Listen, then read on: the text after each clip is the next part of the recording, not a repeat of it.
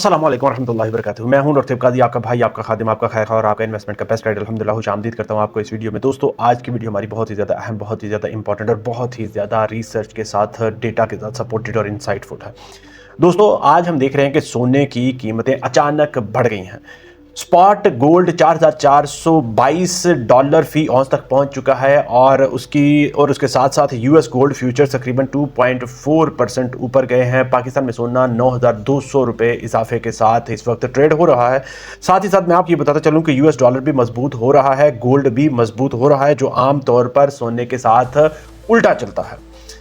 मैं आपको ये बताता चलूं कि ये गैर मामूली हरकत इस बात की निशानदेही कर रही है कि मार्केट में एहतियात भी मौजूद है, उसके साथ साथ खौफ भी मौजूद है। मतलब दोनों का इम्तजाज इस वक्त मार्केट में मौजूद है। डॉलर और गोल्ड दोनों एक ही सिमत पर चल रहे हैं।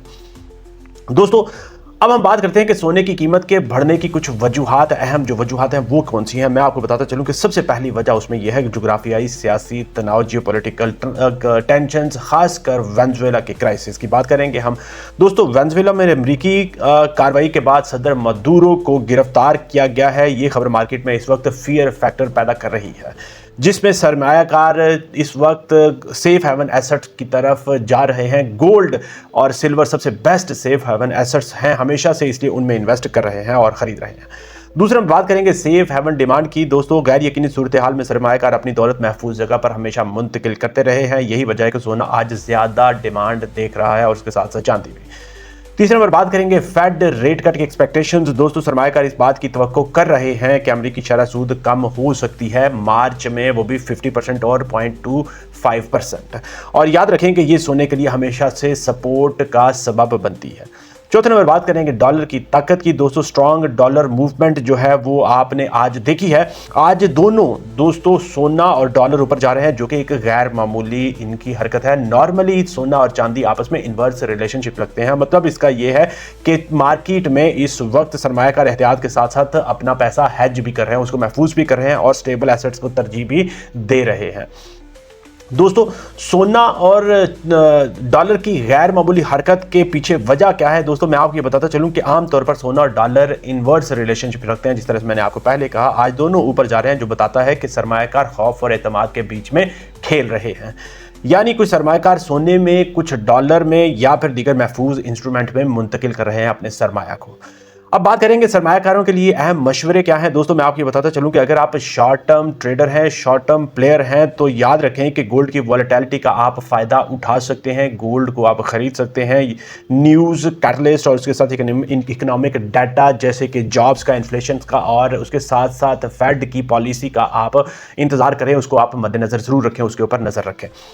अगर आप लॉन्ग टर्म इन्वेस्टर हैं तो मैं आपको ये बताता चलूं कि सोना हेज के तौर पर इस वक्त आप अपने पास रख सकते हैं। पोर्टफोलियो में 5 से 10% सोना या फिर गोल्ड के साथ जुड़े हुए डिफरेंट इंस्ट्रूमेंट्स आप रखना अपने पास रख सकते हैं, वो बेहतर है, ताकि दोस्तों इक्विटीज़ और उसके साथ साथ दीगर रिस्कियर एसेट्स का बैलेंस आपका बना रहे। दोस्तों, अब बात करेंगे कि आगे हमने क्या देखना है, क्या देखना हमारे लिए आगे फ्यूचर में देखना ज़रूरी है, वो भी हम समझ लेंगे।